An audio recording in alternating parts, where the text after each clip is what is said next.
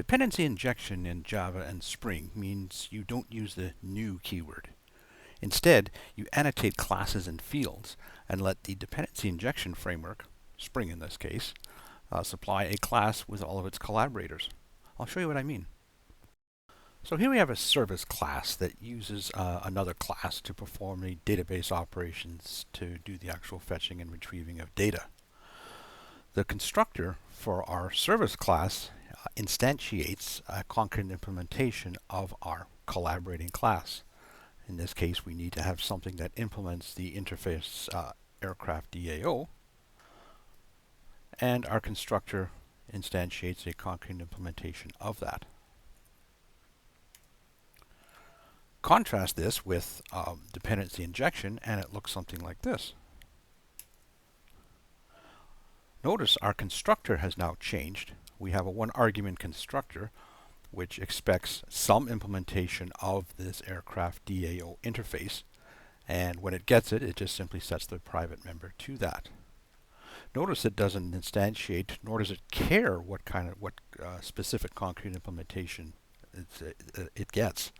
All our service class cares is, somebody's going to give me an implementation of this aircraft DAO. What specifically it is, the service class doesn't care as long as it gets it. Notice up here we have this @service annotation. This, along with @repository, @component, @controller, are all annotations within Spring Framework that tell Spring during its component scanning to instantiate new instances or new beans of this class. So let's take a step back and talk about inversion of control and dependency injection. Those are two terms frequently used interchangeably, but there's a subtle difference between the two. Here we have our service class, which uses or depends on or collaborates with some implementation of this interface aircraft DAO. We saw in the second code example where aircraft service, rather than instantiating a concrete implementation of the aircraft DAO, it gave over control of locating and instantiating that concrete implementation over to Spring. So this act of us writing a service class and giving over that kind of control over to a framework, that's what's known as inversion of control. The framework then takes that concrete implementation and sees that aircraft service has a dependency on its interface and injects that into our service. So that's what dependency injection is. Let's take a look at the JDBC aircraft DAO, and we see, of course, it implements the aircraft DAO interface. It's annotated as an @repository, which is one of the annotations that the Spring is looking for when it's going to assemble all the beans and do its dependency injection. You'll notice here I've got this auto-wired and a no-R constructor.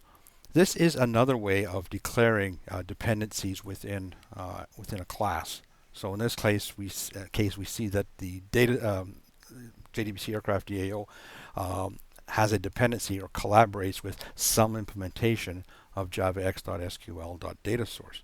It leaves it up to the dependency injection framework to inject that in there. Common practice, though, is if a class has dependencies or collaborators, and if that class really can't do anything without its collaborators, the common convention is instead to put those collaborating classes in the constructor, much like we did here with aircraft service. So there you have an example of what dependency injection looks like in code, and I've given you a brief overview of it. But how does that help you in writing your applications? What specific problems does dependency injection solve? Well, for one thing, dependency injection, or inversion of control, is one of the 5 principles of object-oriented design. It is these 5 principles that help you write code that is cleaner, that is easier to read and to understand. And it also helps you develop applications that are more robust and more reliable and more maintainable. To be more specific, dependency injection helps promote the concept of loose coupling. This is where when we have one class that depends on the functionality of another class, well, that one class depends on the other class by way of an interface. rather than a specific concrete implementation, as we saw between aircraft service and aircraft DAO. So what this means is say for example our service class, it doesn't really care how the collaborating class performs its work or how it implements its functionality, as long as it adheres to a specific contract or an agreement that says, okay, anytime I call one of these methods, you're going to give me this, and if I call in this method, you're going to give me that. Another benefit is that it improves testability by making your tests easier to write and making those tests run much faster. Looking at our aircraft service before we started doing dependency injection, we see that it has a collaborating class of this JDBC aircraft DAO. If we want to write a unit test that simply tests the business functionality of just the service class, well, we would have to create, or instantiate a JDBC aircraft DAO, which in turn would not have this dependency injection, but instead it would be setting up its own data source, which means you got to have a database to set up, and you can see all this drama you got to go through just to be able to assert the business functionality of this one class. But if we have dependency injection, now, as we saw earlier, our aircraft service is expecting somebody to give it an aircraft DAO, dependency injection framework, or as we'll soon see, the mocking framework in the unit test. So what that means is we can now take our unit test, and here's it's testing, of course, the aircraft service. There's our collaborating class, an aircraft DAO interface. We can create a mock object of that collaborating class and use that mocked collaborating class as an argument when we set up our service class, or a class under test. Then in each one of our test methods, we can say, okay, for this particular test, whenever you call this method on this mock object, passing arguments that look like this, then return whatever would normally come back from the real database call. So that lets us basically focus on the business functionality of the service that we're working on, the service that we're trying to test, without having to worry about its collaborating classes and its collaborators all the way down the line. We just mock that out, specify the behavior we want, and it really simplifies our unit tests. Another benefit is one I've alluded to earlier, and that is improved maintainability. Dependency injection really encourages a separation of concerns by encouraging you to divide your application up into discrete classes, where each class has one responsibility and fulfills that responsibility really well. We saw this in our example where we have aircraft service, which takes care of the business logic, and it hands off the nitty-gritty details of persisting to and reading from the database to another class, something that implements the aircraft DAO interface.